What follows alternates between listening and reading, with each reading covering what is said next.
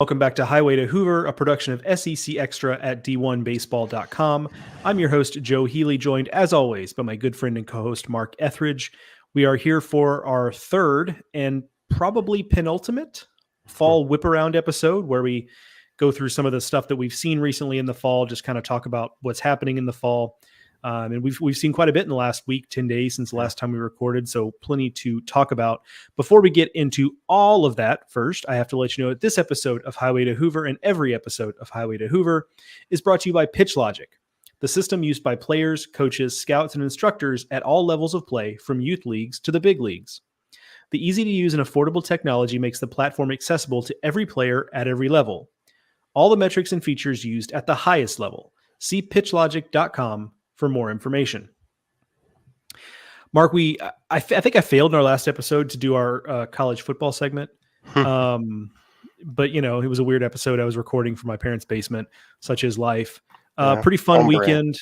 Pretty fun weekend. You were kind of out of pocket for a lot of it, so I know you didn't see a ton of it.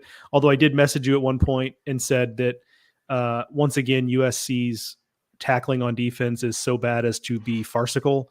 Yeah, that was the case again. Not good. Washington with a win there. USC defensive coordinator Alex Grinch has been fired. Can't imagine why. You kind of call that. It's been a tough situation there for them defensively, and kind of wasted years, a strong word, but considering you have Caleb Williams, that's, you wanted it to go better than it's gone for USC. So that was something I watched a lot of. Obviously, there were some big games across the SEC. You have firsthand experience at one of them, actually. So go ahead. Yeah. I've got a daughter at Alabama, and she wanted us to come up and experience the game, which was awesome. I mean, we saw the Alabama LSU football game, which was incredible atmosphere. It was certainly one of the highlight games of the day, maybe the biggest game, and it lived up to billing, especially offensively. A lot of points scored. Alabama's kind of figured some things out, and boy, Jaden Daniels for LSU. I mean, I know it's hard to win a Heisman when you don't have a team contending for the national title, but man, is there a better player than that guy? I mean, he was just so good.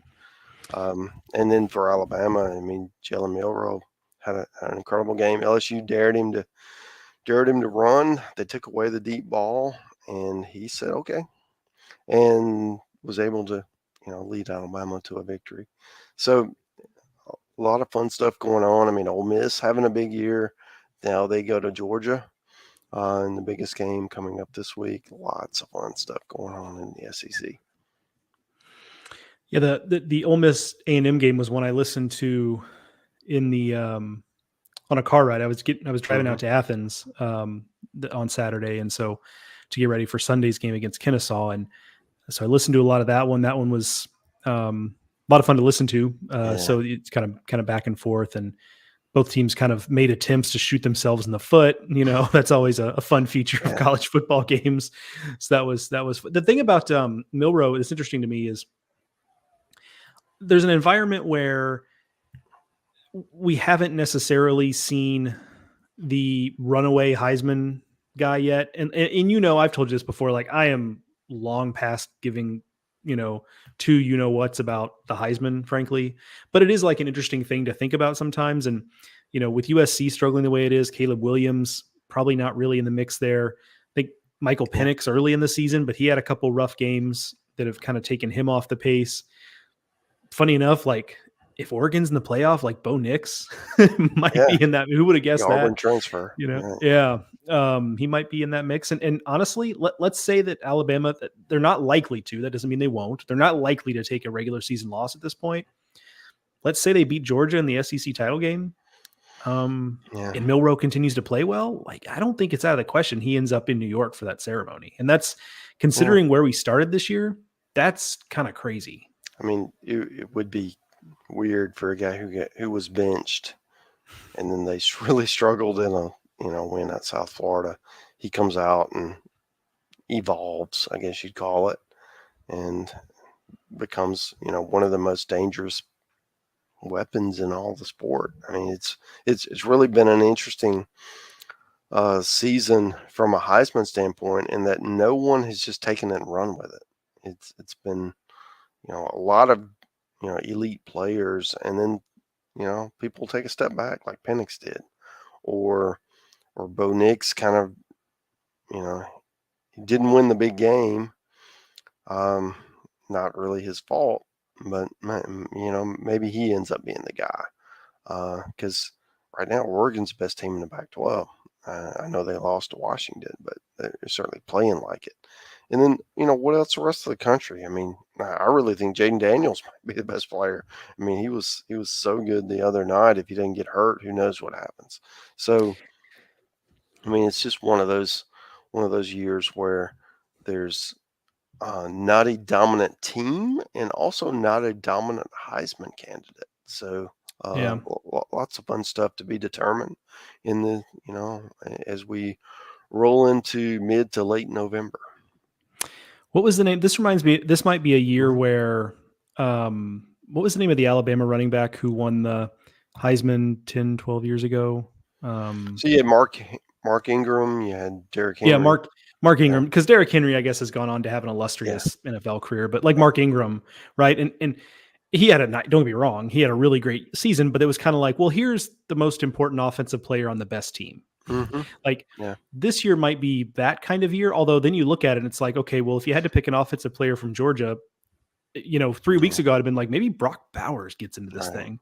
Right. But like, obviously that's not happening now with his injury. So messed him up. Right. Yeah. So, but that's kind of the theory I'm putting forth with Alabama. Like, is this a situation where like, it's like, well, Jalen Milroe is the quarterback on a team that's in the playoff and we don't anyway, but you're right. That long story short is you're right, where it's not a year where somebody just like, jumps out at you or has that signature. We've yet to see kind of that signature game yet. I mean, one guy to really keep in mind, I think, and they could get to the Big 12 title game. They're not going to get to the playoff, but Oklahoma State, like Ollie Gordon II, their running back is putting up insane like per game numbers now because he didn't really play the first 2 or 3 weeks of the season, and he's come on really, really strong and is making like a late push now. And so that's the kind of guy. It's like maybe we get far enough down the road where he starts to be, especially if they get to the Big 12 title game and give Texas a game. And I'm assuming Texas gets there.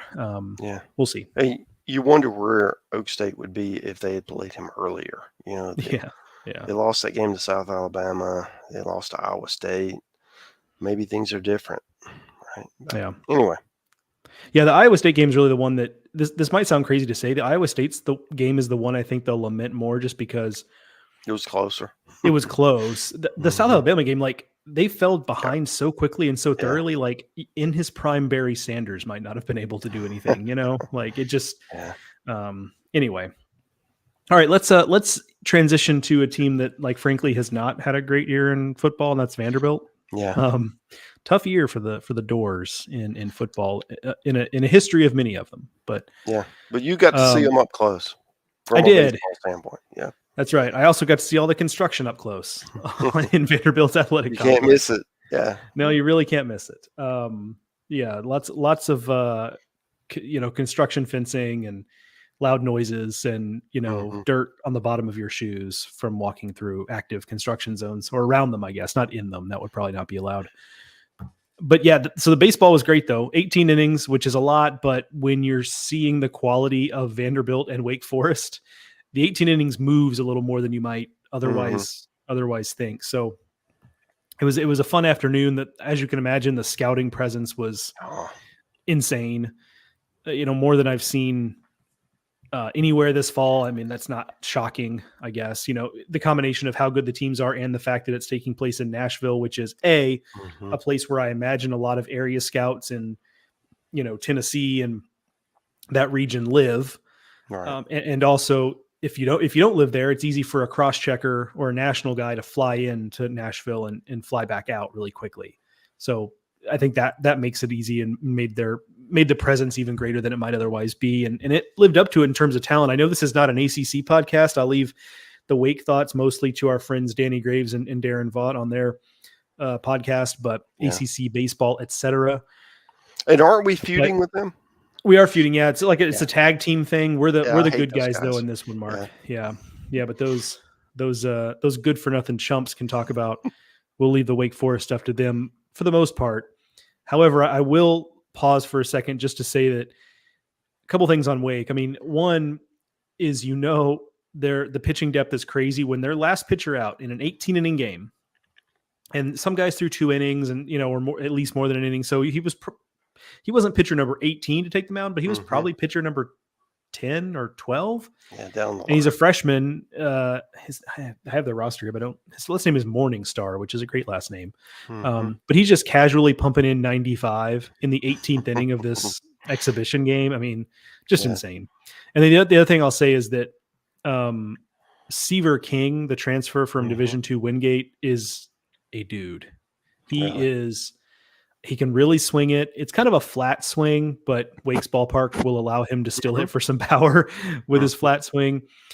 He's filled out a lot. That was a big deal. I mean, part of the reason he ended up in Division II is because he was really small when he got there. And they had him playing some center field, and he moves really well out there. Like, I didn't get a runtime on him. It's my kind of understanding he's not like a burner, but he's just really smooth, really intuitive, really athletic. I think that's going to be a guy that is going to be, if he's an ACC player of the year type of guy, I wouldn't be shocked. Now they're going to have a lot of competition from that, probably chiefly from his own teammate, Nick Kurtz, but that is something to watch there. So let's talk about Vanderbilt though. I mean, the first thing that stands out about him is the pitching depth is incredible. I mean, they're starting from a position of strength where, barring something unforeseen, they're going to be able to go Carter Holton, Devin Futrell first 2 days of the weekend. Carter Holton has not been pitching this fall, but he did pitch for Team USA over the summer. So I don't think that's anything more than, hey, this is a guy who's had a pretty heavy workload his first 2 years here. Let's shelve him when we can afford to shelve him and not keep the gas pedal pushed down on him. Futrell didn't pitch well against Wake Forest, but he's one of those guys that I'm just not at all worried about. He's a commodity. And he seems to be the type of guy that, like, look, the stuff is good, not great. He's not going to really wow you with, like, he's not a behemoth on the mound. He's not like super, projectable. Like, it's not, just stuff that's going to wow you. But when the lights come on, like, the guy's just good. Like, there's really he's just one of those guys that if you watch him in a scrimmage or watch him in an exhibition, you'll kind of come away going like, especially when he gets hit around like he did against Wake Forest. But then, you throw him on the mound on a Saturday against pick your SEC opponent, and he's probably going to be great. He's just one of those kind of guys. And so you start there, and then you can kind of build out some of this depth they have. So you're talking about Grayson Carter had a great Cape Cod League, big time velocity, touched 100 against Wake. He's been up higher than that, like 101, 102. And to the extent anybody can throw an easy 100, like he does, like it just comes out of his hand so easy. It looks like he's not even really having to try. In a similar vein, you've got Bryce Cunningham, again, another guy who had a really good Cape, another guy with really big stuff, similar to Grayson Carter in that it's a big, strong guy with stuff that really pops out. He was good 2 years ago for Vanderbilt, struggled a little bit last year. And then Carter is a guy who really hasn't pitched much the last couple of years in the spring. I mean, I guess he's pitched some, but he struggled to kind of carve out a regular role just because the control has been an issue for him. So that's going to be the big thing there. But, and we could really go on and on here, but they have just all different types of guys where you've got the Air Force transfer, Sawyer Hawks, probably going to be a big back end arm for them. It's, a low to mid 90s fastball. He threw 4 pitches. He was mostly a 2-pitch guy at Air Force, fastball, curveball. I also saw a changeup and a slider. So we'll see if he's able to work a little bit more into that. You've got Andrew Dukanich, who was a big name going into last year, pitched 2 or 3 times, maybe through a total of, I think, 4 1/3 innings on the season, went down with injury. He looked really good against Wake Forest. The stuff was back, low 90s fastball, cutter in the high 80s, a slider that's a couple ticks below that, flipped in a curveball. And then of course they've got freshmen, right? In the McElwain. The big one is Ethan McElvain, the brother of Chris McElvain. And this guy from a stuff perspective is SEC ready right now. Right. Like pull my notes up to make sure I have it right. Yeah, it's 94 to 97 with the fastball. Sheesh. It's low 80s slider. It's a changeup 88, 89. And I think, even more impressive than that individual stuff is the way it played. So those are the 3 pitches he showed, and he got a strikeout against a good hitter on each of them. So he struck out Nick Kurtz, All-American first baseman for Wake, on a slider swinging. He struck out Seaver King, who we just got done talking about, 96-mile-an-hour fastball. And then he struck out Cameron Gill, who's a veteran catcher transfer from Wofford, who had a really nice career at Wofford, on an 88-mile-an-hour changeup. So he knows how to use his pitches already. The stuff is excellent. He's a little bit different than Chris McIlvaine, his brother, because Chris was a little bit smaller, not small, I would say, but and kind of had to grow into the physicality and all that stuff. Right. Whereas Ethan is just a big kid right now, and he's physically ready right now. The stuff is ready right now. So how do you keep him out of the rotation? That's a great question. I think the answer is if someone else comes and takes it, right? Mm-hmm. So if Dude Kanich is that guy, or if Carter, I think they'd like one of Carter or Cunningham, frankly, to be a guy in the rotation, because you can't really teach the stuff they have. And we've seen, history has shown that, look, when freshmen are ready, Vanderbilt will put them in the rotation. Kumar Rocker, Jack Leiter, both ended up in that situation. Carter Holton was in that situation. But we've also seen examples where, given their druthers, they would rather bring them along a little slowly, right? Right. Because Rocker wasn't initially in the weekend rotation. They were kind of like playing around with like relief, and then he was a midweek starter, and then like he ended up in the weekend rotation, but it took some time to get there. So I think, given their druthers, I think that's maybe how they would like to play that. Now that's based on, I've not asked directly. Maybe he begins the year midweek, right? Something like that, right? But in terms of stuff and polish, I mean, it's going to be a guy who's hard to keep out of the rotation based on what I saw. Look, it's one look, but everybody else I've talked to about him says, no, that's basically who he's been. So, I mean, it's just really, and from the left side, right? I mean, it could be an all left-handed rotation again for Vanderbilt. They're they're using 3D printing to print lefties at this point. Because it seems like all they have is left-handed. I mean, they got some right-handers, but it's very lefty heavy. So, well, that's cool. Now, so what did you see positionally from them?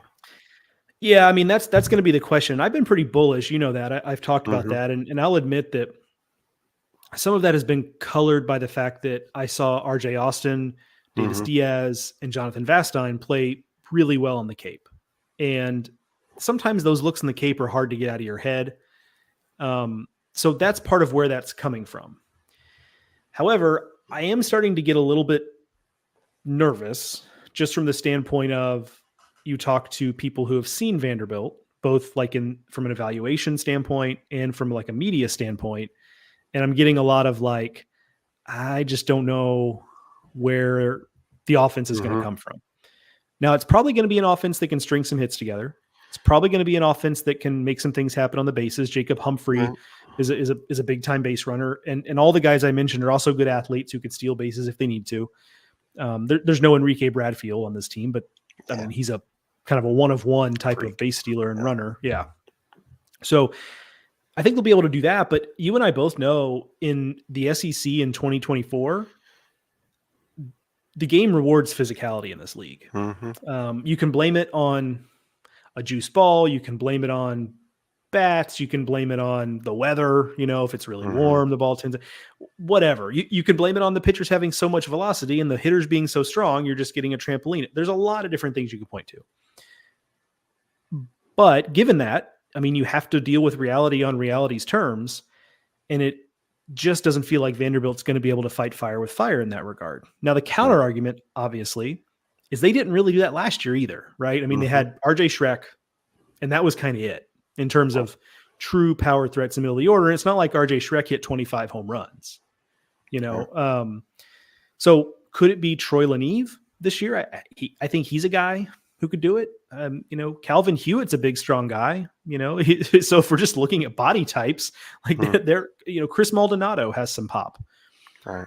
There are guys that could maybe hit 10, 12 home runs, but there's no Charlie Condon here. There's no Tommy White. There's no Ethan Petrie in terms of that level of power potential. So that has a lot of people worried. I'm a little less worried, and because they didn't really have that element last year, and they hosted a regional. Now, other people have come back at me and said, well, I think the evidence they didn't win a regional should be evidence that this is kind of problematic, because when you get in the postseason and it's June and it's hot and the ball is flying, that's how you get in trouble. And if you remember, I mean, they lost that game to, I believe it's Xavier, and it was pretty low scoring. So like that ended up coming back to bite them. So, you know, maybe it wasn't necessarily that they just had a rough day, but rather than, you know, the other team being able to take advantage of the atmospheric conditions there. But so I just don't know what to think. I like the individual talents, but I'm not sure how it all comes together, because it feels like they have a lot of guys who should hit second in the lineup or seventh in a lineup, and a lot of guys who should be playing second base, who are going to play second, shortstop, third. I mean, RJ Austin, primarily a second baseman. He's going to get a crack at the outfield. I think he's got a really good arm, so right field does seem like a fit. But then you've got Davis Diaz, who, you know, can play short and third, but at the next level, he's probably like a second baseman. Bastein's your shortstop, but again, middle infielder. They brought in Jaden Davis from Samford. That's a second baseman, you know? So again, it just feels like a lot of nice players, but we'll have to see how the pieces fit together. And the last thing I'll say on this, and you could tell I've been thinking about this a lot, because it's been a topic that people have wanted to talk to me about, because they know I'm bullish on this team, generally speaking, but this team's going to pitch well. This team also fielded 980 last year, and will probably be similarly good this year if I had to make a bet. Right. So if they pitch at that level, if they play catch at that level, you're not going to need to be a great offense. And they hit for average last year. So maybe that's enough. Maybe I'm overthinking it, right? Maybe everyone who's really skittish about the offense is overthinking it, but also maybe not. And I guess that's the beauty of it. We won't find out until 2024, but it's one of the reasons why, you know, speak of which, my Vanderbilt fall report just came out today as we're recording this on Monday. Good stuff. And I said that they're going to be one of the most fascinating teams, not just in the SEC, but in the country next year, because the pitching is great. We know they got good athletes, but how productive the lineup is something that none of us can really predict right now. And I think that's going to control a lot of their ceiling ultimately. Yeah, I would agree. I mean, I think it all boils down to who evolves into a difference maker, right? I think pitching wise, you're going to have several candidates, but offensively, you know, RJ Shrek did a great job of that last year, but who's that version? You know, who's that guy? And if you don't have that, is that enough in this league? Because a lot of teams are going to have that, and that's, you know, that's the concern with Vandy. And maybe somebody develops or evolves, or, you know, whatever. But a lot of very good players, you're waiting to see who's the superstar. One more shout out before we move on. If you're gonna like if it were possible to buy stock in, you know, individual players and the way gambling has taken over sports in this country, it might not be too long before you can do that. Braden Holcomb is an interesting guy. Like, he looks like Austin Riley right now. Like he's got an SEC body right now. And I've not been there for these times, but I've heard, like, through the grapevine, that he's put on some real laser shows in batting practice. Yeah. So he's a guy who you can look at it two ways. One is that, like, certainly in 25 and 26, like, he's a guy who could be a real guy. But if he forces his way into the lineup, if he's a guy who can impact the baseball, they might not have a choice but to kind of be like, hey, let's shoehorn this guy in here somewhere and try to get him some at bats. So that's certainly a name to. They really like the freshman position players they have. I mean, I do too. Braden Holcomb, though, seems like the kind of guy who could provide a wrinkle if this team really ends up needing. Yeah. All right, Mark, let's move on to talking about where you were the day before. No, it was a full week, whatever. Time is just kind of, but yes, you were in Jacksonville. We kind of previewed this game on our last episode, but since then you were there. Tell us a little bit about what you saw there and what your takeaways were. Yeah, I think the first thing is Florida, stop me if you heard this, is going to be good again at baseball. Hot take. Yeah, Jack Caglione started on the mound. Was very, I mean, he's throwing 99. He's had a 3 up, 3 down inning. Looked really, really sharp through strikes. Those are all positives considering, last time we saw him, he just didn't throw enough strikes. So he has shortened his delivery. It's kind of an evolving process, and go back and read my story on this if you want more details. But it was, they started really tight and they've kind of made it more comfortable for him, but it's still, not as loose as last year. So they think that'll be more repeatable, and as a result, he's going to continue to be a dude, right, and be able to pitch on ideally Sundays for them this weekend or every weekend. The other player, well, there were a couple more.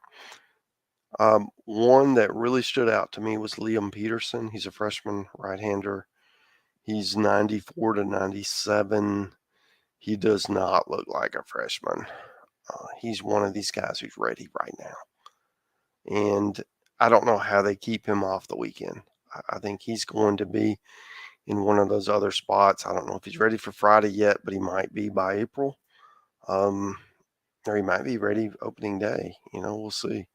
But he's the next one.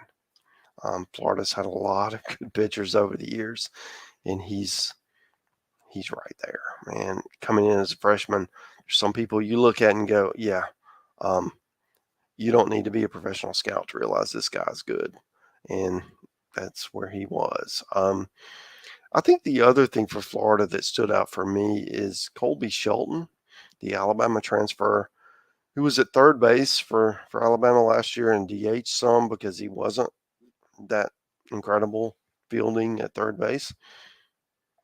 Totally transformed his body. He's a lot leaner. He is a competent shortstop right now. So Florida's a team that over the years has had a lot of good shortstops. A lot of them have been really good offensively and just adequate defensively, and I think he certainly is at least that. I was pleasantly surprised with how well he moves and just the commitment to defense, right? That and how that body transformation has changed his professional outlook. Who knows where he ends up in pro ball, but as for Florida next year, he's going to be the shortstop. So I think he'll make the routine plays. He did have a throwing error that Friday that I saw them, but talking to Kevin O'Sullivan, the Florida head coach, that was probably the first error he made all fall. I mean, he's just been so consistent, and I think he's going to make the routine play.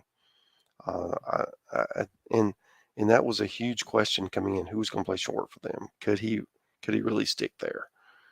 And I think he will.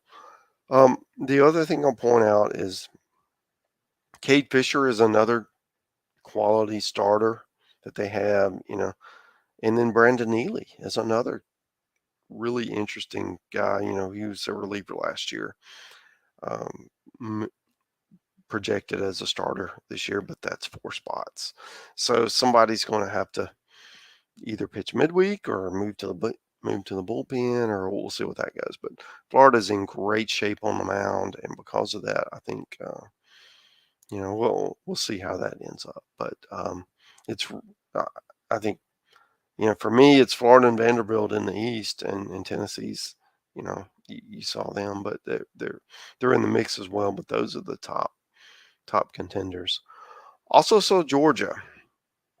So with Georgia, I think pitching wise, they're going to be pretty good, and they will continue to get better. I mean, Wes Johnson, obviously, his pedigree as a pitching coach, and they're teaching, different pitches and changing things, and that's what you do in the fall, especially new pitching coach seeing these guys for the first time, and I think, that's going to be something that evolves and develops during the spring. Offensively, Charlie Condon looked really good. They were really talked to Wes before the game and really pleased with Slade Alford, the Mississippi State transfer at third base. He hit leadoff for Georgia in that game.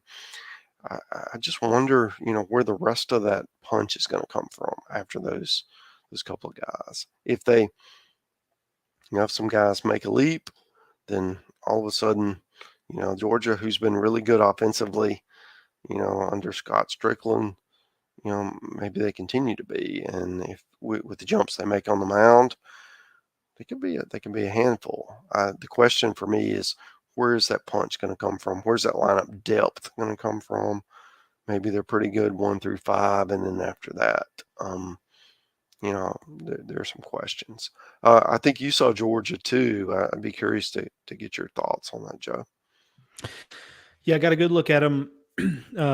Well, yesterday as we record this on Sunday, they played Kennesaw State, who, by the way, I mean, I really like Kennesaw's club, which that's just a note to file away, but also kind of shows you that this wasn't nobody that Georgia was playing on Sunday. So that was kind of an interesting piece to see there. And I'm with you.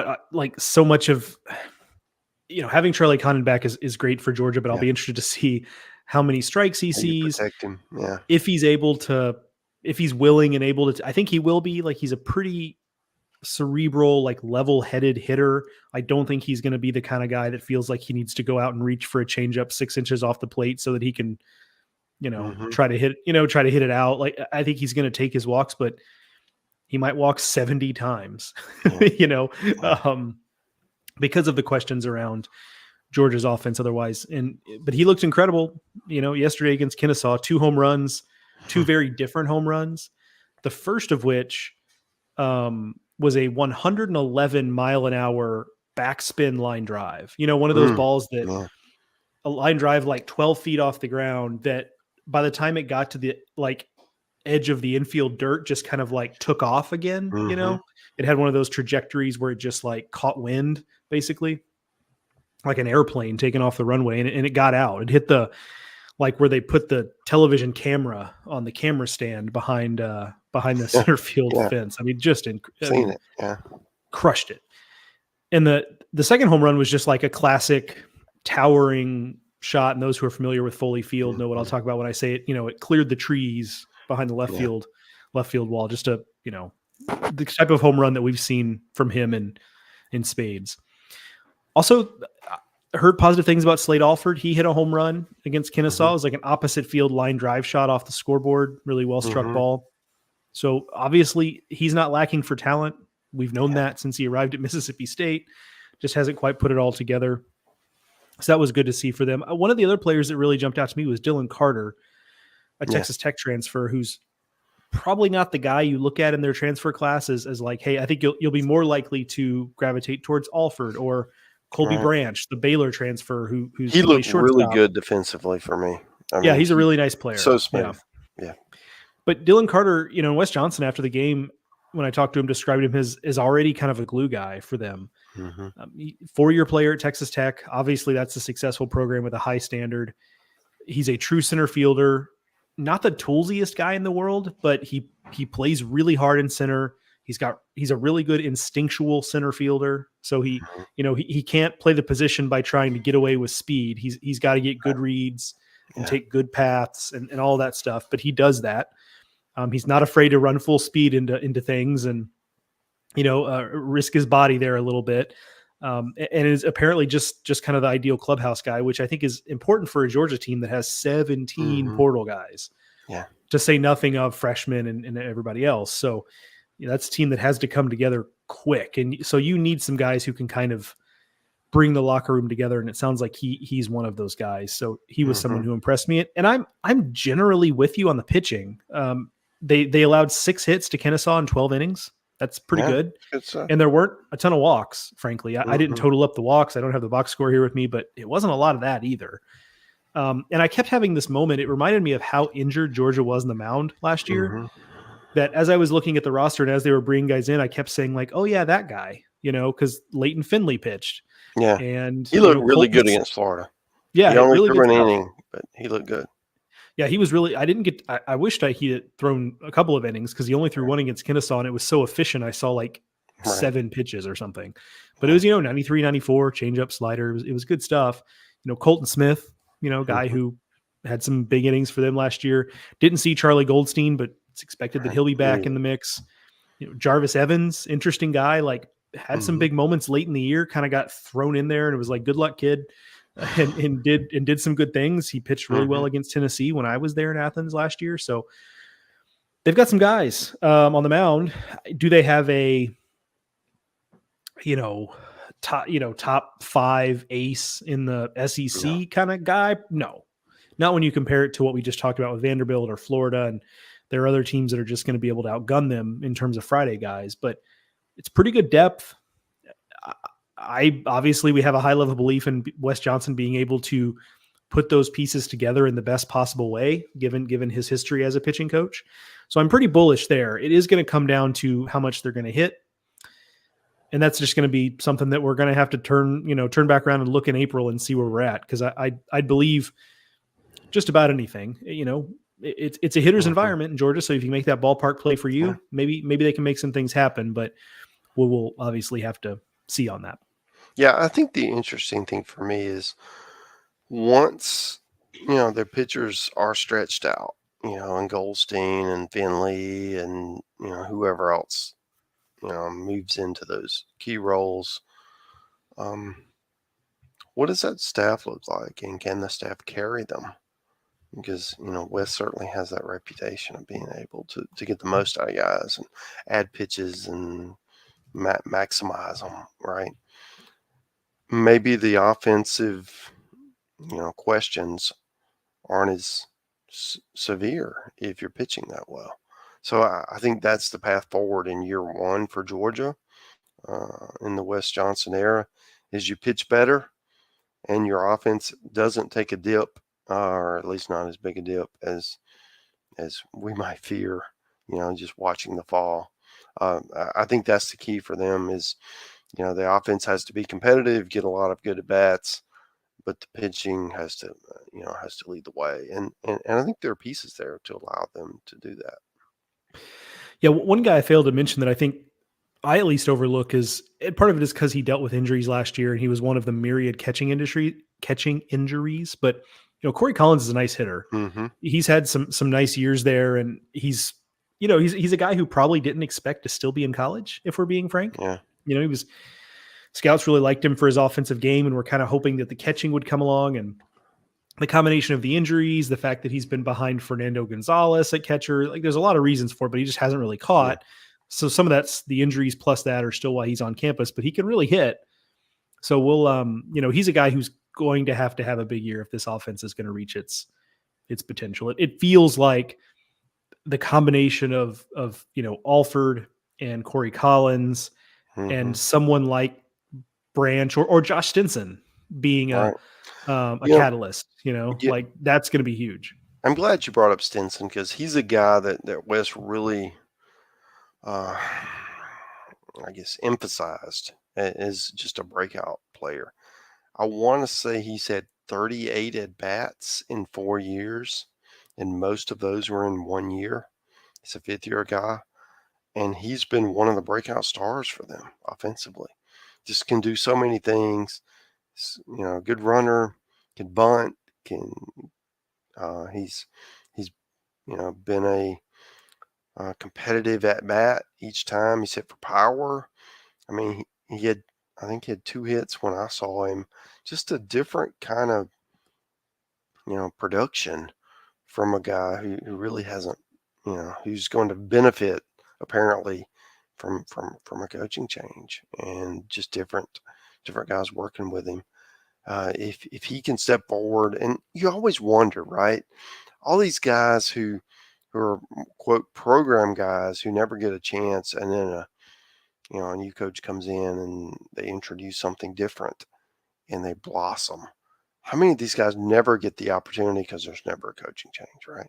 And here's a dude that we'll see what happens once the season gets here, but he's a starter at this point, and a guy who really couldn't see the field.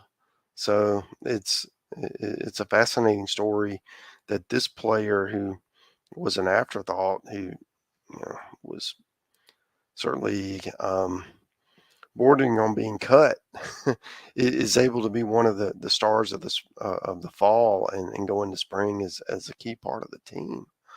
So huge story to follow for Georgia as we head into the season. Another great reminder too that even guys who are the 35th man on the roster, let's just say, really good. Keep like plugging.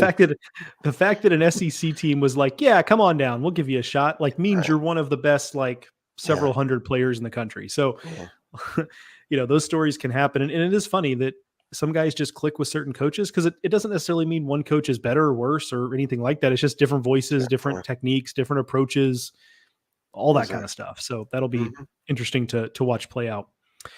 Let's wrap by talking about Kentucky. I saw them against Morehead State. Again, another solid mid-major club. Morehead was in a regional last year, I believe. Mark, you're the bracketologist, but I don't know. You probably don't have the auto bids memorized from last year, but pretty sure they were. Interesting club. Now, hard to get too much of a read. It was a bad weather day in Lexington, chilly, kind of drizzly, although that's, preview of February in Lexington probably, and March. A couple things I really liked. One is Travis Smith looked awesome. Like he looks like he's ready to be the Friday guy they frankly need him to be. It was good stuff. 94, 96, uses a cutter, that was 88 to 91. He threw in a slider that was, kind of more in the mid 80s. And I think as much as anything else, he didn't really mess around. Like last year, it felt like he's had good stuff from the jump, but last year he would have innings where it looked like he was, I don't know, nibbling, or he'd just lose certain pitches and he'd issue some walks and he kind of just messed around. Yes, it's a fall game against a mid-major opponent. I get it.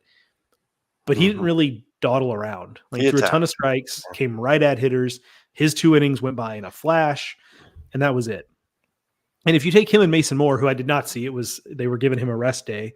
If you take him and Mason Moore as a 1-2, and it's my understanding that, it's not just a thing they're talking about. Mason Moore is going to move into going to be plugged in as a rotation guy. If those 2 guys are at or near their potential, that's a pretty doggone good 1-2 for Kentucky. And no doubt. And no disrespect to the guys they had in the rotation last year. That's better than what they had last year, and they were a super regional team. So that would be something. There are more questions about what you do for a Sunday guy or what have you. They've got some interesting pieces there. Trey Pooser from College of Charleston, a pretty accomplished pitcher there. Dominic Nyman from Central Connecticut State. I saw both of those guys. Pooser has better stuff. Nyman was really, really good in a small conference, and you just wonder how much that translates. But counterpoint, we see all the time players come up from, I don't want to say all the time, but it's fairly common players to come up from Division II and Division III. And as long as you have good enough stuff and the moxie and all that, like you can succeed. So, but that's more of a question. And they still have some bullpen roles to figure out. But I think what was most interesting in the big picture is that they swung the bats really well, not just against Morehead, and they had an 11-run first inning against Morehead, against a weekend starter for Morehead. Like the guy who Morehead started was a weekend guy for them last year. So there's that, but they also swung the bat really well against Michigan earlier in the fall. And so that's a little more evidence to where I'm wondering if like this offense might be really good again. I say really good. I mean, they were one of the best teams for average last year in the SEC. Again, much like Vanderbilt, not a big power team outside of, Hunter Gillum hit some home runs, and that was kind of their guy there. But, they're going to have a motion-based offense, but there might be some physicality there that maybe we aren't giving them credit for. And I think there's a couple guys to look for there. One is Ryan McCoy, who was thought of as a potential breakout guy last year, coming off a big summer in the Northwoods. It didn't happen. He struggled with swing and miss. But this fall, he's been really good. He was really good against Morehead. Again, consider the competition, sure, but he looked really good. Another one is Nolan McCarthy, and he talk about program guys. He's been in this program for a while, has gotten playing time pretty much every year. he feels like the kind of guy they've wanted to be in the mix, and it just, he never can like do quite enough to be like the everyday, 56 games a year kind of guy. But the tools are really good. It's a good body. He's a good runner. He's got strength in his swing. It's kind of everything you'd want. He had a huge day with 2 home runs against Moorhead to cut through the crappy weather to hit a couple of home runs and looked really good. It's my understanding he's had a really strong fall. So that's a positive thing, because he is the kind of guy who has some star power that just frankly hasn't been able to tap into it in his time at Kentucky. But from a position player standpoint, it again, Kentucky knows who they are and they recruit to it. And I think they've got another team that's going to A, want to bunt and run, but B, is going to be really good defensively. I mean, they led the country in fielding percentage last year. And when you consider they've got Ryan Nicholson, who, oh, by the way, it's a Cincinnati transfer first baseman, who, oh, by the way, hit a home run against Moorhead and could be a physical middle of the order bat. He's also a traditional defensive first baseman, knows what he's doing at the bag, just like Gillum last year. You've got Emilian Petre back at second base. Yeah. You've got Grant Smith back at shortstop. Now he's been out a little bit this fall, but the expectation is he'll be back for the 2024 season. So you'll have him there. You could have Mitchell Daly from Texas at third base, and Mitchell Daly's a shortstop level athlete. You could have it third base. In center field, they'll probably have Ty Crittenberger, who's a double plus runner, transfer from Western Kentucky. We'll see how much he hits, but he's definitely going to be a good defensive outfielder. You're going to have a veteran at catcher in Devin Burks. So it's a pretty good offensive or defensive alignment for them. And so I think that's going to be something they're going to do really well again. And with the pitching staff that, look, there's hope that we talked about Travis Smith, we talked about Mason Moore. There's hope they're going to miss more bats. But let's be honest, this is not going to be a pitching staff that's going to be likely to be top half of the SEC in pitcher strikeouts. The ball's going to be in play. And this is a team I think that's going to do well to let the ball be in play and let their defense work. And that's going to have to be their bread and butter, I think. Letting the defense work, making things happen on offense. We'll see what the results are, because it felt like they walked a really narrow path last year to get where they got, right? Couple losses, couple games go a different way, and they're not hosting, and they're frankly closer to the bubble than they are to hosting. And so, we'll see how it ends up working out, but it does feel like a Kentucky team that, again, knows who they are and is going to more or less run back the formula that we saw last year. Yeah.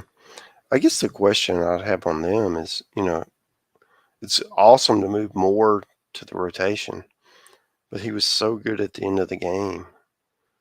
So who comes in and fills that role? Because, he was lights out, right? So did you happen to see anyone who had that closer stuff or closer mentality that would be able to come in and, fill that role? Honestly, no, and I don't mean to say that person doesn't exist. A couple things. One is that they were letting their arms throw multiple innings, so there are fewer pitchers pitched. But just to throw a couple names out there that I think could be that, Robert Hogan. Now he pitched. Yeah. Travel meant that I didn't stay for all. I think they played 14. He did pitch against Moorhead. I had to leave to get to the airport by that point, but. He's a guy, really good arm from Texas A&M, transferring to Kentucky.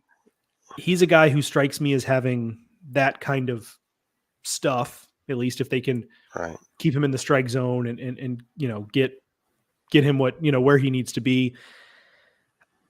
Maybe not the stuff, but Ryan Hagenow is still on the roster. Guy who's pitched in a lot of big games, was really, really good last year until it kind of felt like he ran out of steam.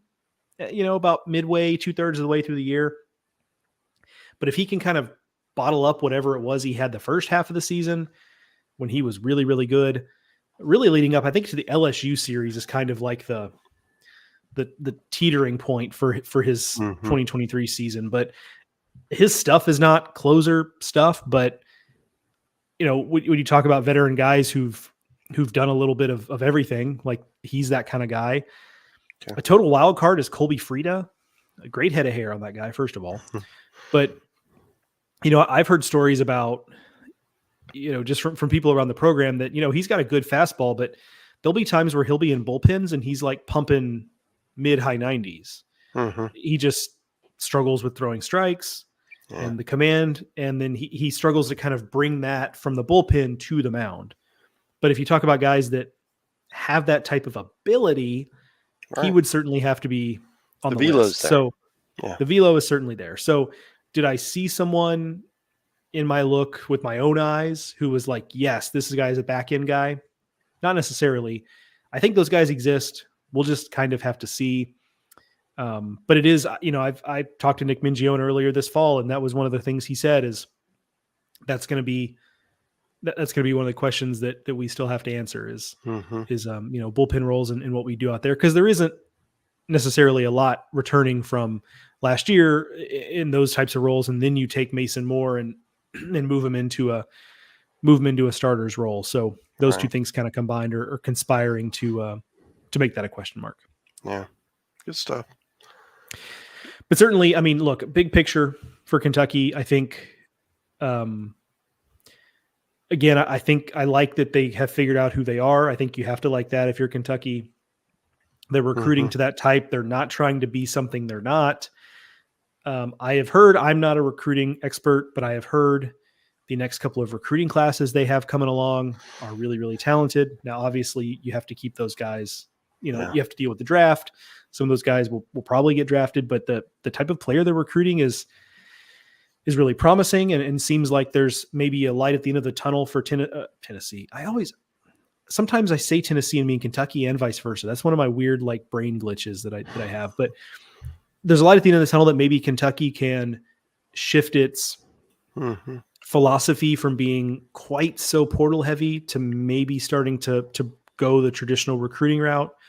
If these classes really hit. So we'll have to see. But if you're a Kentucky fan, look, you understand that consistency is the hard part at Kentucky. And we'd say the same thing about Missouri, right? We'd say the same thing about, lately Georgia. There was once upon a time we'd say the same thing about Auburn. Right now they've kind of changed their fortunes, but so consistency is the hard part. But if you're Kentucky, I think and Nick Mingione has a new contract, so that staff is locked in and is able to kind of do what they do.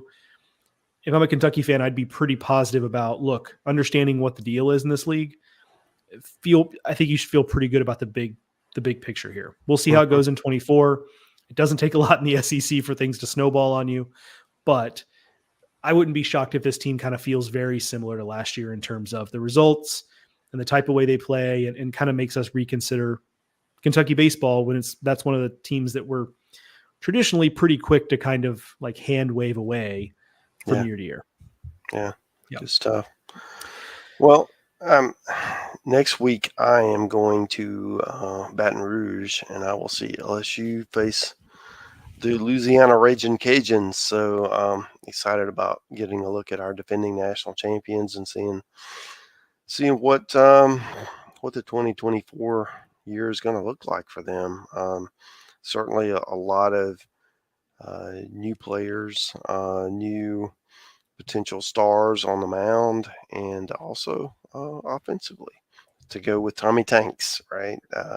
So really excited about that. And I guess next time we talk, we can go deep into what LSU looks like. Yeah, we'll have that. I'm going down to Florida. I'm going to see Florida's Fall World Series, so we can kind of share notes on Florida. Yeah. On the next podcast, we'll talk about LSU, and then we'll kind of, you and I personally did not see every team in the SEC this fall, though we saw a plurality of them, a majority of them. I guess with two people, it's not possible to have a plurality, but but we saw a majority of them, right? So. We've touched on a lot, but there are some programs we haven't. So we'll kind of, gather some intel on some of those and try to do a final Whiparound episode next week at some point and kind of close the book on fall. I mean, don't look now. By the time the end of next week rolls around, we're less than 2 weeks to Thanksgiving. And I always say that on the college baseball calendar, once you get past Thanksgiving, it's kind of full speed ahead. Right. Because at that point you're less than 3 months away. And, this doesn't matter so much for the listener or the college baseball fan who's just waiting for February to get here. But for you and I and the rest of the team here at D1 Baseball, things really kick into high gear around like New Year's, because that's when we have to start doing season preview stuff and start reading up on teams and making phone calls and putting preview content together. And it's a lot of fun. That let me be very clear. That's not a complaint. That's just a reality that, that we say Merry Christmas to our friends and loved ones, and then we have to kind of shift into content mode, because those next 6 weeks fly by. They really do. They really, really do. But that's good, because it kind of lessens the anxiousness over the season coming, and that we're just so busy we don't really have time to be all that anxious about it and wishing the season to come along, because if anything, there's not enough hours in the day to do all of the different stuff we want to do to preview the season. So trust us when we tell you that we do a lot of preview content, but it's probably not 20% of the things we would like to do, because that's just, there's only 24 hours in a day, and theoretically we have to sleep. So, all right. That sounds like an episode, Mark. That is going to do it for this edition of Highway to Hoover, a production of SEC Extra over at d1baseball.com. Thanks, as always, to our partner, PitchLogic. Visit pitchlogic.com for more information on their wares. Thank you, Mark, as always, for joining me, and thank you, the listener, for listening. We'll talk to you.